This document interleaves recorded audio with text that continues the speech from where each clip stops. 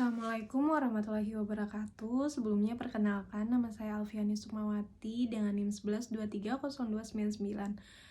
Di sini saya akan menjelaskan tentang pengertian protokol ICMP, POP3, SMTP, FTP, dan ARV.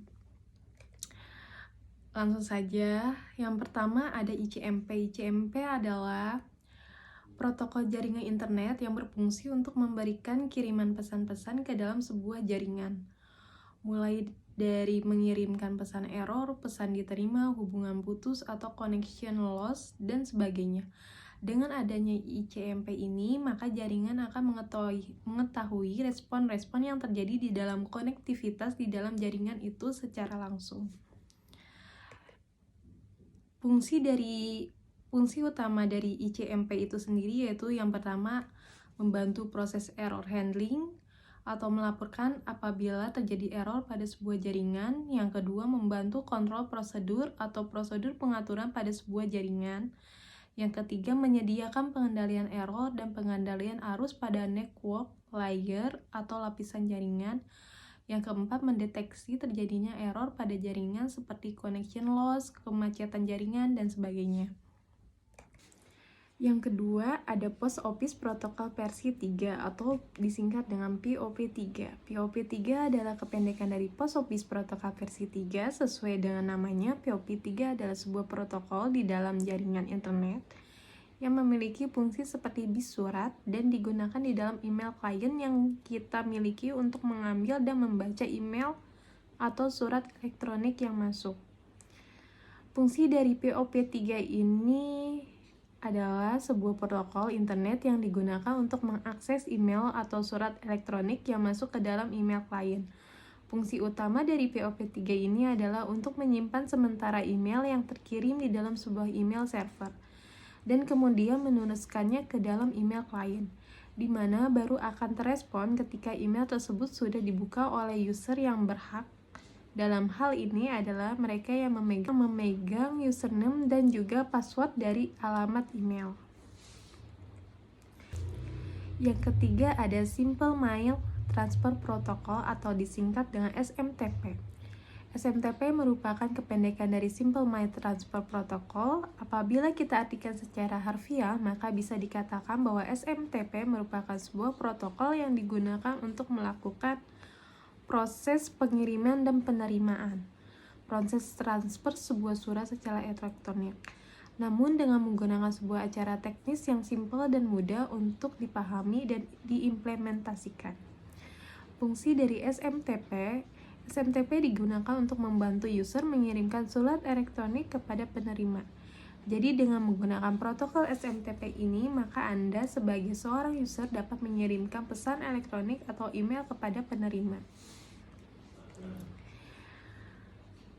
Yang keempat ada File Transfer Protocol atau FTP. File Transfer Protocol atau FTP adalah suatu protokol yang berfungsi untuk tukar-menukar file dalam suatu network yang mensupport TCP atau IP protokol.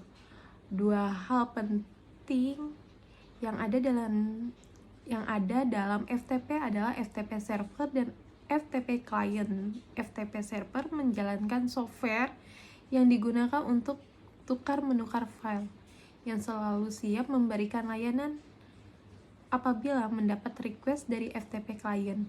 FTP client adalah komputer yang request koneksi ke FTP server untuk tujuan tukar-menukar file.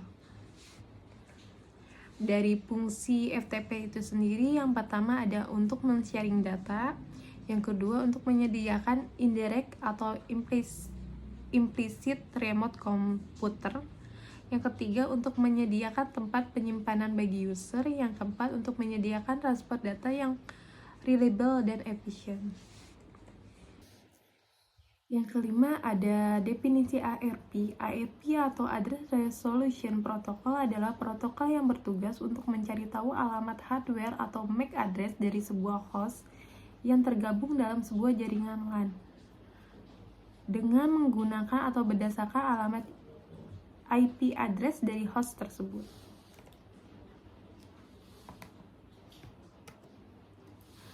Fungsi dari ARP itu tersendiri yaitu untuk meningkatkan keamanan dalam mikrotik atau memasukkan ARP bisa didapatkan secara dinamik. Namun untuk meningkatkan keamanan, kita dapat memasukkan ARP statik secara manual. Dengan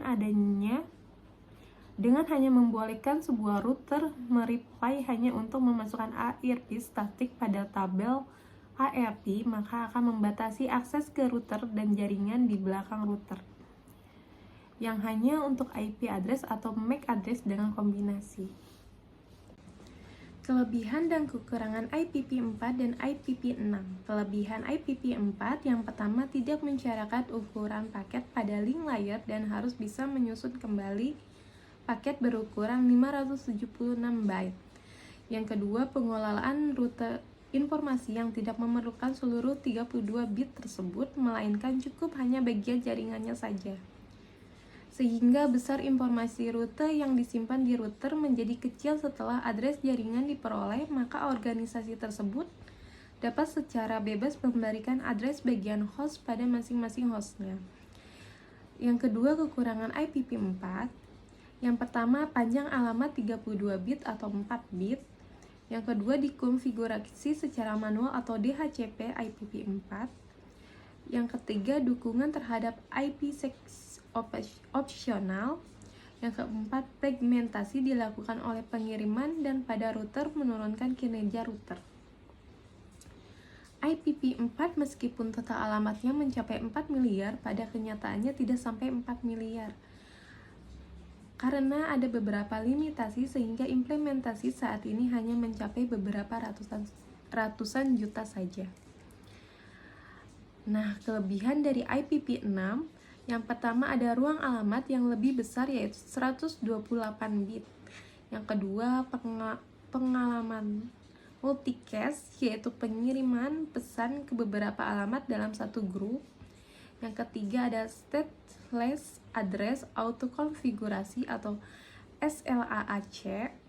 IPv6 dapat membuat alamat sendiri tanpa bantuan DHCP6. Yang keempat, keamanan lebih bagus dengan adanya default security IPsec. Yang kelima, pengiriman paket yang lebih sederhana dan efisien. Yang keenam, dukungan mobilitas dengan adanya mobile IPv6. Kekurangan IPv6, operasi IPv6 membutuhkan perubahan perangkat keras dan atau lunak yang baru yang mendukungnya. Yang kedua, harus ada pelatihan tambahan serta kewajiban tetap mengoperasikan jaringan IPv4. Sebab masih banyak layanan IPv6 yang berjalan di atas IPv4. Demikian presentasi yang saya bisa jelaskan. Mohon maaf apabila ada kekurangan. Assalamualaikum warahmatullahi wabarakatuh.